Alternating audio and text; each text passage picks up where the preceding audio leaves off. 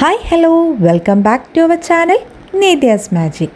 അപ്പോൾ ഇന്ന് നമ്മൾ കുട്ടികൾക്കും മുതിർന്നവർക്കും ഒക്കെ ഒരുപോലെ ഇഷ്ടമുള്ള ഫ്രഞ്ച് ഫ്രൈസാണ് തയ്യാറാക്കുന്നത്. നമ്മൾ ഷോപ്പിൽ നിന്നൊക്കെ വാങ്ങുന്ന കൂട്ട് നല്ല ക്രിസ്പി ആയിട്ട് നല്ല പെർഫെക്റ്റ് ആയിട്ടുള്ള ഫ്രഞ്ച് ഫ്രൈസ് എങ്ങനെയാണ് തയ്യാറാക്കുന്നതെന്ന് നമുക്ക് നോക്കാം. അപ്പോൾ ഇതിനായിട്ട് ഞാനിവിടെ 2 പൊട്ടറ്റോ ആണ് എടുത്തിരിക്കുന്നത്. മീഡിയം സൈസിലുള്ള പൊട്ടറ്റോ ആണ് കേട്ടോ. കുറച്ച് വലിയ പൊട്ടറ്റോ എടുക്കുന്നതാണ് എപ്പോഴും നല്ലത്. അപ്പോൾ ഇത് നമുക്ക് ആദ്യം ഇതിൻ്റെ സ്കിന്നൊന്ന് കളഞ്ഞ് ഒന്ന് വാഷ് ചെയ്തിട്ട് വരാം. അപ്പോൾ ഇപ്പോൾ പൊട്ടറ്റോയുടെ സ്കിന്നൊക്കെ കളഞ്ഞിട്ട് ഞാനൊന്ന് കഴുകി എടുത്തിട്ടുണ്ട്. ഇനി ഇത് നമുക്ക് കട്ട് ചെയ്തെടുക്കണം. അപ്പോൾ സ്ക്വയർ ഷേപ്പിൽ വേണം നമ്മൾ കട്ട് ചെയ്തെടുക്കാൻ. കുറച്ച് തിന്നായിട്ട് വേണം കട്ട് ചെയ്യാൻ. ഇതുപോലെ ഒന്ന് സ്ലൈസ് ചെയ്തെടുത്തിട്ട് നമ്മൾ സ്ക്വയർ ഷേപ്പിൽ കട്ട് ചെയ്തെടുക്കുക. അപ്പോൾ ഒരുപാട് വലുതായിട്ട് കട്ട് ചെയ്താൽ അത് കുക്കാവാൻ കുറച്ച് ബുദ്ധിമുട്ടായിരിക്കും. അപ്പോൾ ഒരുപാട് വലുതാക്കിയിട്ട് കട്ട് ചെയ്യാതിരിക്കുന്നതാണ് നല്ലത്. കുറച്ച് തിന്നായിട്ട് വേണം നമ്മൾ കട്ട് ചെയ്തെടുക്കാൻ. പിന്നെ ഇത് നമ്മളൊന്ന് സ്ലൈസ് ചെയ്തെടുത്തതിന് ശേഷം നമുക്കിത് ചെറുതായിട്ട് നീളത്തിൽ കട്ട് ചെയ്തെടുക്കാം.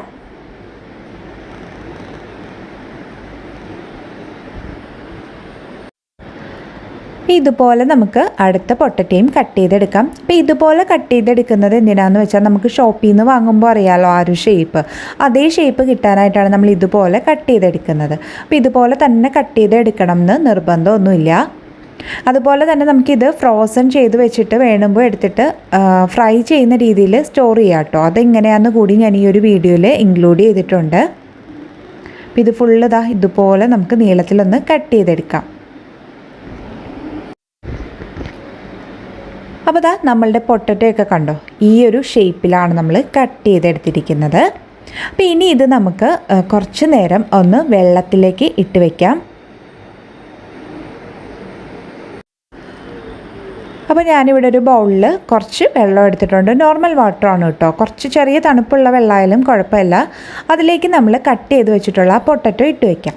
അപ്പോൾ എന്തിനാണ് ഇങ്ങനെ ചെയ്യുന്നതെന്ന് വെച്ചാൽ ആ പൊട്ടറ്റയിലുള്ള സ്റ്റാർച്ചൊക്കെ പോകാനായിട്ടാണ് നമ്മൾ ഇതുപോലെ വെള്ളത്തിലൊന്ന് സോക്ക് ചെയ്ത് വെക്കുന്നത്. ആ സ്റ്റാർച്ചോട് കൂടിയിട്ട് നമ്മൾ ഫ്രൈ ചെയ്തെടുത്താൽ ആ ഒരു ക്രിസ്പിനെസ് അല്ലെങ്കിൽ ആ ഒരു ടെക്സ്ചർ കിട്ടില്ല. അപ്പോൾ ആ ഒരു സ്റ്റാർച്ച് പോകാനായിട്ടാണ് നമ്മൾ ഇതുപോലെ വെള്ളത്തിൽ സോക്ക് ചെയ്ത് വെക്കുന്നത്. അപ്പോൾ ഇതുപോലെ നമ്മൾ അരമണിക്കൂർ 30 മിനിറ്റ് നമ്മൾ സോക്ക് ചെയ്ത് വെച്ചിരിക്കുക. മിനിമം 15 മിനിറ്റെങ്കിലും നമ്മൾ സോക്ക് ചെയ്ത് വെച്ചിട്ട് വേണം ഇത് ബാക്കി ഇനി ചെയ്യാനായിട്ട്. അപ്പോൾ ഇത് നമുക്ക് മാറ്റി വയ്ക്കാം. ഒരു 30 മിനിറ്റ് കഴിഞ്ഞതിന് ശേഷം നമുക്കിത് എടുക്കാം. അപ്പോൾ 30 മിനിറ്റ് ആയിട്ടുണ്ട്. കണ്ടോ, ആ വെള്ളത്തിൻ്റെ കളറൊക്കെ കണ്ടോ ഒന്ന് ചേഞ്ച് ആയി വന്നിട്ടുണ്ട്. അപ്പോൾ അതിൽ സ്റ്റാർച്ച് മാറിയിരിക്കുന്നത് കൊണ്ടാണ് ആ ഒരു കളർ വന്നത്. അപ്പോൾ ഇനി ഇത് നമുക്കൊന്ന് കുക്ക് ചെയ്യുന്നത് എങ്ങനെയാണെന്ന് നോക്കാം. ഇനി നമുക്ക് ഒരു പാനിൽ കുറച്ച് വെള്ളം ഒന്ന് തിളപ്പിക്കാനായിട്ട് വെക്കാം. ഇനി ആ വെള്ളത്തിൽ ചെറിയ ബബിൾസ് വരുമ്പോഴേക്കും ഇതിലേക്ക് ആവശ്യത്തിന് ഉപ്പ് ചേർത്ത് കൊടുക്കാം. അപ്പോൾ നമുക്ക് ഈ ഫ്രഞ്ച് ഫ്രൈസിന് വേണ്ടുന്ന ആവശ്യത്തിനുള്ള ഉപ്പ് ഈ ഒരു ടൈമിലാണ് നമ്മൾ ആഡ് ചെയ്ത് കൊടുക്കുന്നത്. അപ്പോൾ ആവശ്യത്തിനുള്ള ഉപ്പ് ചേർത്ത് കൊടുക്കുക. പിന്നെ ഉപ്പിൻ്റെ കൂടെ നമുക്ക് ചേർക്കാനുള്ളത് വിനീഗറാണ് കേട്ടോ. അപ്പോൾ വിനീഗർ ഓപ്ഷണലാണ്, നമ്മളുടെ കയ്യിലുണ്ടെങ്കിൽ മാത്രം ചേർത്ത് കൊടുത്താൽ മതി. ഞാനിപ്പോൾ ഇതിലേക്ക് 1 ടീസ്പൂണാണ് വിനീഗർ ചേർത്ത് കൊടുക്കുന്നത്. ഇനി വെള്ളം നന്നായിട്ടൊന്ന് തിളച്ച് വരുമ്പോഴേക്കും നമ്മൾ കട്ട് ചെയ്ത് വെച്ചിട്ടുള്ള പൊട്ടറ്റോ ഉണ്ടല്ലോ, അത് ഇതിലേക്ക് ഇട്ടിട്ട് ഒന്ന് കുക്ക് ചെയ്തെടുക്കണം. അപ്പോൾ ഒരുപാട് ടൈമൊന്നും നമ്മൾ കുക്ക് ചെയ്യേണ്ട, ജസ്റ്റ് 5 മിനിറ്റ്സ്, അതിൽ കൂടരുത് കേട്ടോ. 5 മിനിറ്റ് നമ്മളിത് ഈ വെള്ളത്തിലേക്ക് ഇട്ടിട്ട് നന്നായിട്ടൊന്ന് കുക്ക് ചെയ്തെടുക്കുക. അപ്പോൾ പൊട്ടറ്റോ ഫുള്ള് ഇതിലേക്ക് ഇട്ട് കൊടുക്കാം. ഇനി ഒരു 5 മിനിറ്റ് നമുക്കിത് നന്നായിട്ടൊന്ന് കുക്ക് ചെയ്തെടുക്കാം. അപ്പോൾ നമ്മളുടെ പൊട്ടറ്റോ ഒരു 5 മിനിറ്റ്സ് കുക്ക് ചെയ്തെടുത്തിട്ടുണ്ട്. ഇനി ഇത് നമുക്ക് ഈ വെള്ളത്തിൽ നിന്ന് മാറ്റാം. അപ്പോൾ ഇങ്ങനെ ചെയ്യുമ്പോൾ പൊട്ടറ്റോ നല്ല സോഫ്റ്റായി കിട്ടും കേട്ടോ. അതിനായിട്ടാണ് നമ്മൾ ഈ ഒരു സ്റ്റെപ്പ് ചെയ്യുന്നത്. അപ്പോൾ ഇനി ഇത് നമുക്ക് ഡ്രെയിൻ ചെയ്തെടുക്കാം. അപ്പോൾ ഞാനിവിടെ ടിഷ്യൂ പേപ്പറിലേക്കാണ് ആ ഒരു പൊട്ടറ്റോ പീസസ് മാറ്റുന്നത്. നമുക്ക് കിച്ചൺ ടവലുണ്ടെങ്കിൽ അത് തന്നെ യൂസ് ചെയ്യാം കേട്ടോ. അപ്പോൾ ഇനി ഇതിലേക്ക് നമ്മൾ ഇപ്പോൾ കുക്ക് ചെയ്തെടുത്ത ആ പൊട്ടറ്റോയുടെ പീസ് ഇട്ട് കൊടുക്കാം. എന്നിട്ടൊരു കിച്ചൺ ടവലോ അല്ലെങ്കിൽ ഒരു ടിഷ്യൂ പേപ്പറോ വെച്ചിട്ട് അതിലെ വെള്ളമൊക്കെ നന്നായിട്ടൊന്ന് ഒപ്പിയെടുത്ത് നല്ല ഡ്രൈ ആക്കി എടുക്കുക. അപ്പം ഞാനിവിടെ ടിഷ്യൂ പേപ്പർ വെച്ചിട്ടാണ് ആ വെള്ളമൊക്കെ ഒന്ന് ഒപ്പിയെടുത്ത് കൊടുക്കുന്നത്. അപ്പോൾ നല്ല രീതിയിൽ തന്നെ അത് ഡ്രൈ ആക്കി എടുക്കുക. ഒട്ടും വെള്ളത്തിൻ്റെ കണ്ടൻറ്റ് പാടില്ല. അപ്പോൾ നന്നായിട്ട് ഇതൊന്ന് ഡ്രൈ ആക്കി എടുക്കാം. അപ്പോൾ നമ്മളുടെ പൊട്ടറ്റോയൊക്കെ നന്നായിട്ട് ഞാനിവിടെ ഡ്രൈ ആക്കി എടുത്തിട്ടുണ്ട്. വെള്ളത്തിൻ്റെ കണ്ടൻ്റ് ഒന്നും ഒട്ടുമില്ല. അപ്പോൾ അത് നമ്മൾ മറ്റൊരു പാത്രത്തിലേക്ക് മാറ്റിയിട്ടുണ്ട്. ഇനി ഇതിലേക്ക് നമുക്ക് കോൺഫ്ലോർ ആണ് ചേർക്കാനുള്ളത്. ഞാനിവിടെ 1 ടേബിൾ സ്പൂണാണ് കോൺഫ്ലോർ ചേർക്കുന്നത്. അപ്പോൾ ഈ കോൺഫ്ലോറിൽ നന്നായിട്ട് നമ്മളുടെ ഈ പൊട്ടറ്റോ ഒന്ന് കോട്ട് ചെയ്തെടുക്കണം. അപ്പോൾ ഞാനിവിടെ കൈ യൂസ് ചെയ്തിട്ട് തന്നെയാണ് കോട്ട് ചെയ്തെടുക്കുന്നത്. അപ്പോൾ കോട്ട് ചെയ്യുമ്പോൾ ശ്രദ്ധിക്കുക, ഇപ്പോൾ പൊട്ടറ്റോ നല്ല സോഫ്റ്റ് ആയിട്ടാണ് ഇരിക്കുന്നത്. അപ്പോൾ ഒരുപാട് ഹാർഡായിട്ട് നമ്മൾ മിക്സ് ചെയ്യരുത്, അത് പൊട്ടിപ്പോകും. അപ്പോൾ നല്ല പോലെ ഇതൊന്ന് മിക്സ് ചെയ്തെടുക്കാം. അപ്പോൾ ഇത് മിക്സ് ചെയ്തെടുത്തതിന് ശേഷം നമുക്ക് ഇതൊരു സിപ്പ് ലോക്ക് കവറിൽ നമ്മൾ സൂക്ഷിക്കുകയാണെങ്കിൽ, ഫ്രീസറിൽ സൂക്ഷിക്കുകയാണെങ്കിൽ 3 മാസം വരെയൊക്കെ ഇത് കേടാകാതെ ഇരിക്കും കേട്ടോ. അപ്പോൾ നമുക്ക് വേണ്ടുന്ന ടൈമിൽ എടുത്തിട്ടൊന്ന് ഫ്രൈ ചെയ്തെടുത്താൽ മതി.